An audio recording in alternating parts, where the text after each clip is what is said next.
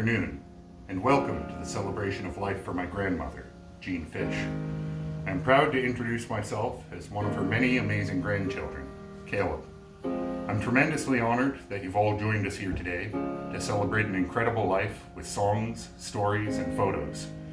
Jean's story is an endearing one.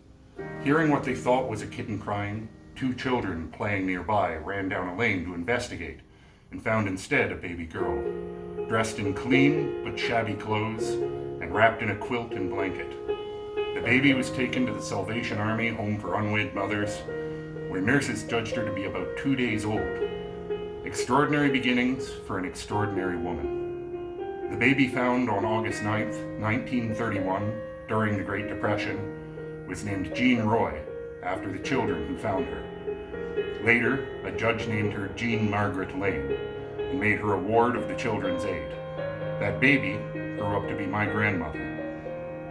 She was later adopted by Daniel and Gertrude McCrae, about a year later when an agent from the Children's Aid took her door to door in search of adoptive parents. Jean grew up on a farm in rural Saskatchewan, adored by her older parents and a plethora of doting aunts, uncles, and cousins.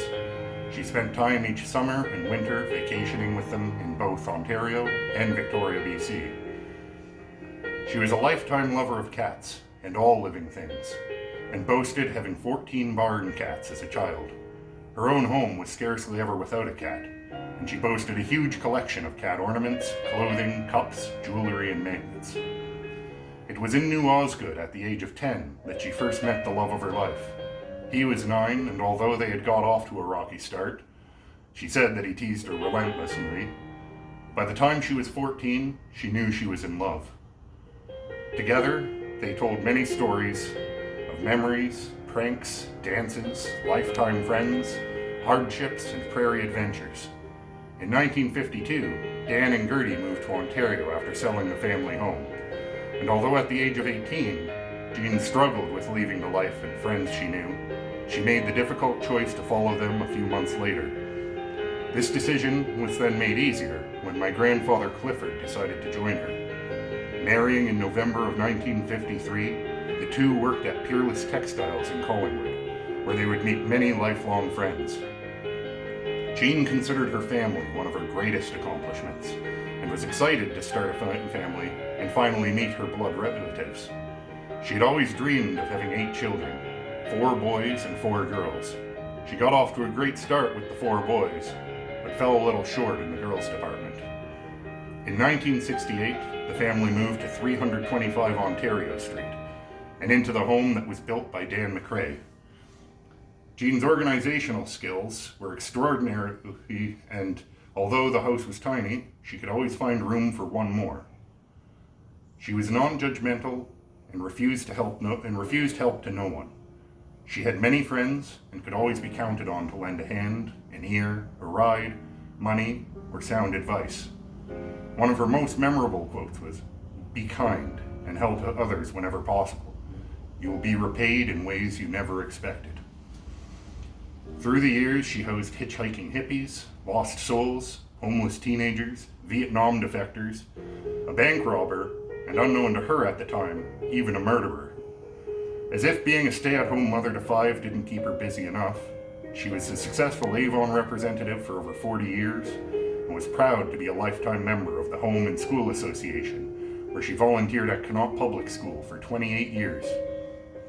She was a very social woman, with many close friends, and enjoyed coffee dates, Tupperware parties, conventions, and in later years, bus trips, casino visits, and concerts. She and my grandfather enjoyed bar hopping and Saturday night dances or card games with friends, and each summer packed the car with kids and luggage and made the drive back to Saskatchewan to visit family and friends. Later, she fed her gypsy soul with trips to BC, the East Coast, the United States, Jamaica, Cuba, Mexico, and Ireland. One of her favorite adventures was a 5-week solo trip to Australia when she was 75. She was kind, adventurous, spirited, and wise.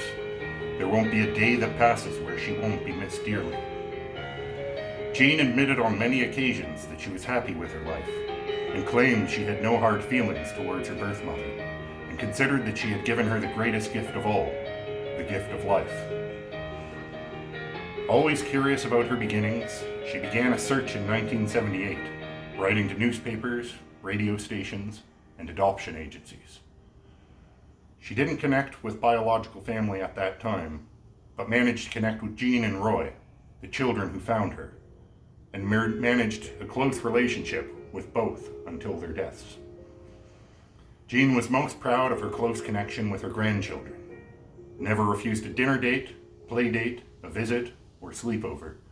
She could be counted on to attend every concert, play, school event, sporting event, birthday party, and graduation.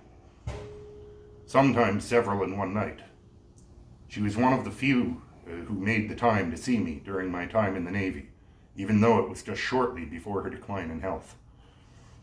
She gave the best hugs and the very best advice, and we will be forever grateful for her love. Just as she loved all of us in all of our phases, we loved her in all of hers.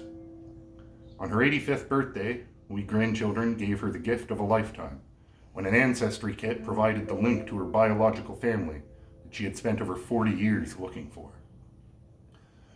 Through the magic of DNA, she was reunited with 3 living siblings, and the puzzle was finally complete. Jean may have lost her voice in later years due to dementia, but never the ability to communicate, with her beautiful blue eyes and her warm smile. She leaves behind a million lessons well taught of love, friendship, acceptance, kindness, and family. Keep your chin up. It will all work out one way or the other, and you always want to